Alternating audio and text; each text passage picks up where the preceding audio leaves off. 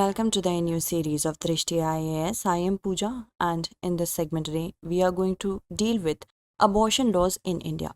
Now, the abortion law, which was a constitutional right to the women of US, has already been discussed in our In Focus series. So if you want to watch that and then want to watch this, you will get a consolidated information on abortion laws around the world. So let us begin with a great saying about children. The great Tamil saint Thiruvalluvar once said, "The touch of children is the delight of the body, as to the delight of the ear is the hearing of their speech." So, these are the points of discussion that we are going to look at. GS Mains paper 3 and 4 is concerned with the mains scenario. For prelims, facts are important. Let us begin with the news. Now, it is being said that a significant step backward has been taken for women's right in the US as the Supreme Court overturned the landmark Roe versus Wade judgment of 1973. This judgment basically gave the women in America the right to have an abortion before the fetus is visible outside the womb or before the 24:28 week mark. Now, with this setting aside of the historic judgment on abortion in the US, we will talk about abortion laws in India. Before that, let us first of all know what is abortion. Abortion is basically the termination of a pregnancy after accompanied by, resulting in, or closely followed by the death of an embryo or fetus. It could be spontaneous expulsion of a human fetus during the first 12 weeks of gestation, that can be miscarriage. Induced expulsion of a human fetus, that is the concern that we have over here, that is the B part. What abortion is being seen as a human right around the world. Basically, it's a combination. Any person who has an opinion about abortion, it is a combination of their personal belief on the morality of induced abortion and the ethical limit of the government's legitimate authority. Means what a person's opinion is formed by is first, what is the culture system of that person and value system of the person dictates, plus what is the government of that culture or the government of that country is saying with respect to it. Basically, it is a woman's individual right because around the world it was acknowledged so. Right to her life, her liberty, and to the pursuit of her happiness that sanctions her right to have an abortion. Reproductive rights are internationally recognized as critical both to advancing women's human rights and to promoting development as well. As you can see, this picture, according to Statista, goes back to May 2022. It shows us the legal state of abortion. As you can see in India, it goes to two things. First, broad socioeconomic grounds, because in a country like India, religious, cultural, ethical, moral, many other means are there or many other principles are there from which we see abortion in India. And you see, back in May 2022, on request, it was easily available in the US, the abortion part.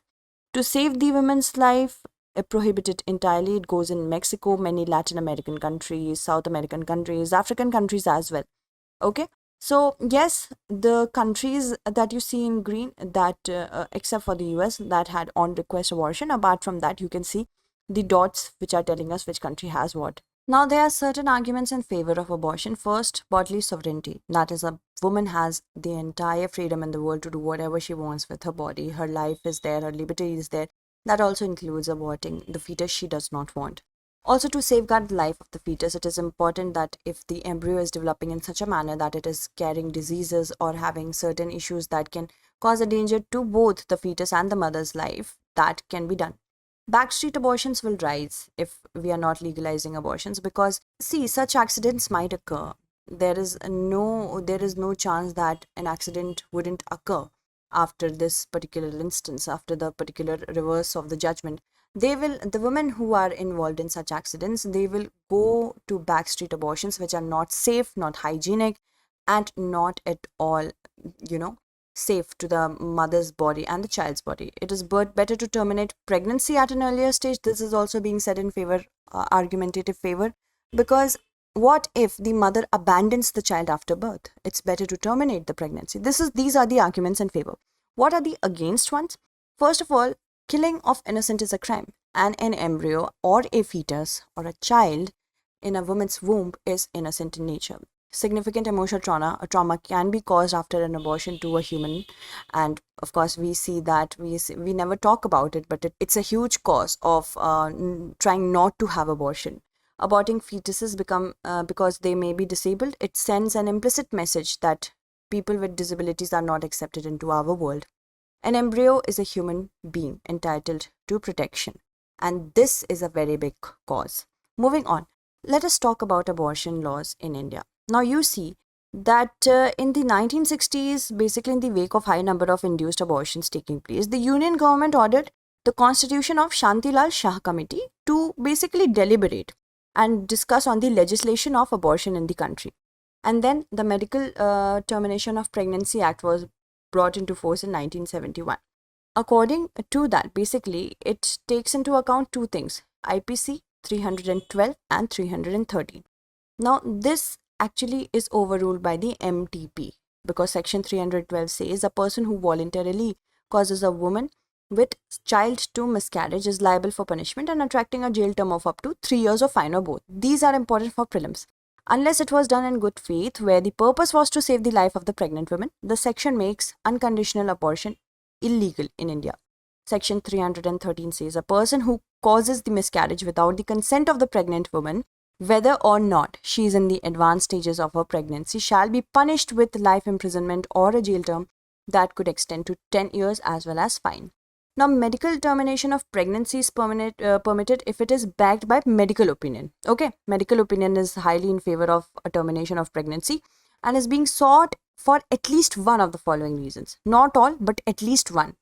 If the continuation of pregnancy would involve a risk to the life of the pregnant woman, if its continuation would result in grave injury to the woman's physical or mental health, in the case of a substantial risk that if the child was born, it would suffer from serious physical or mental abnormality.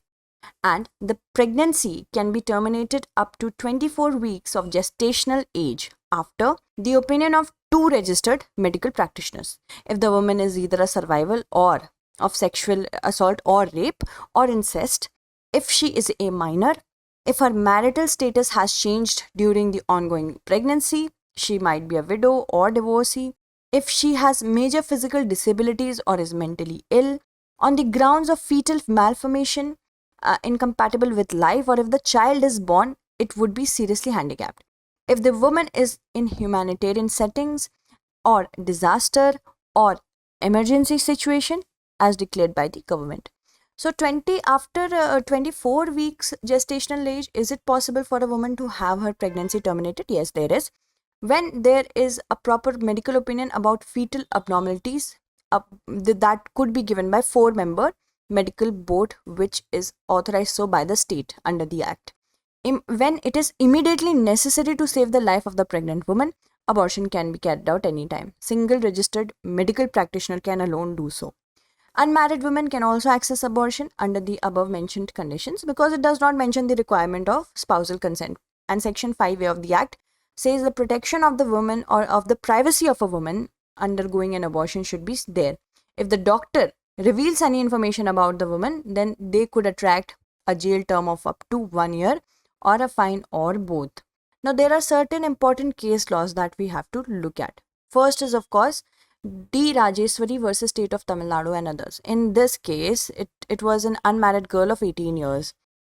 She was praying basically before the court for issue of the direction to terminate the pregnancy of the child in her womb on the ground that bearing the unwanted pregnancy of the child of 3 months made her become mentally ill, and the continuance of pregnancy has caused great anguish in her mind.